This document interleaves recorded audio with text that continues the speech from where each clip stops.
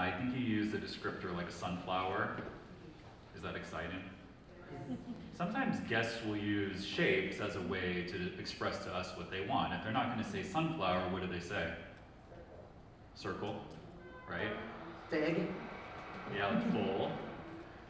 So what are our techniques? What are our primary techniques within haircutting? Haircutting is what we do with weight. Weight stays the same. We remove weight or we build weight. So once you know what the options are, you can start to think about what people are actually asking for. People describe circular because that's what they see when they look at themselves straight on. That's the technique. That's not shape as we know it. Traditionally, we as hairstylists view shape within the horizontal dimension. So what are our shapes? Round, square, Triangle, circle, and square.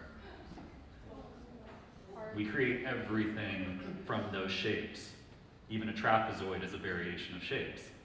Not every haircut has to be a perfect fundamental shape, does it? Fun things to think about. So what does graduation do?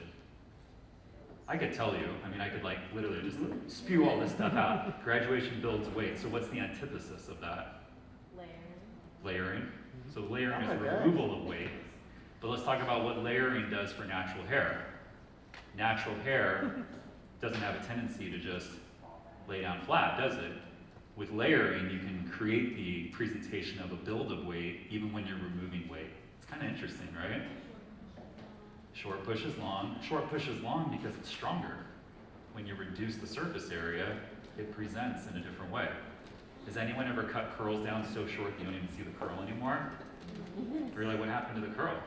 But that's where you can actually have a lot of fun playing up the contrast and natural pattern as it presents itself. And when Chelsea comes out and Aaron styles them, I think you'll see what's happening with the undercut that's so exciting. It's like, oh wow, there's like so much wave and curl on top, but the underneath is actually presenting as straight. I decided to start in the front because the front is the basis of the entire look. I was using minimal tension, minimal elevation, because we all have these things called hairlines, and hairlines can tend to be a little squirrely, right? So why would I get overly involved lifting and tugging and stretching the hair, right? Do less, take a step back, check for balance. I'm not looking for perfect symmetry. You won't see me with a ruler trying to measure things out. That's counterintuitive to what we're actually looking for. And that's something that's so important for me to describe of what it is I'm looking for as an artist when we're in the space of natural hair. I'm not looking for perfect symmetry. I'm actually looking for variety and variation of how lengths live amongst one another. You know that feeling of like bring everything out and you're trying to make it perfect? What if you don't want it to be perfect? Consider what the aesthetic is for someone that likes to see negative space live within a shape. It's more conducive to softer, expansive. There's a lot of fun things to explore with that.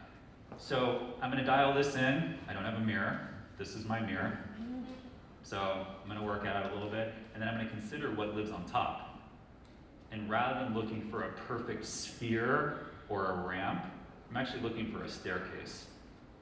How this curl is situated on top of this curl, and how it supports it foundationally. Does that sound good? Cool, all right.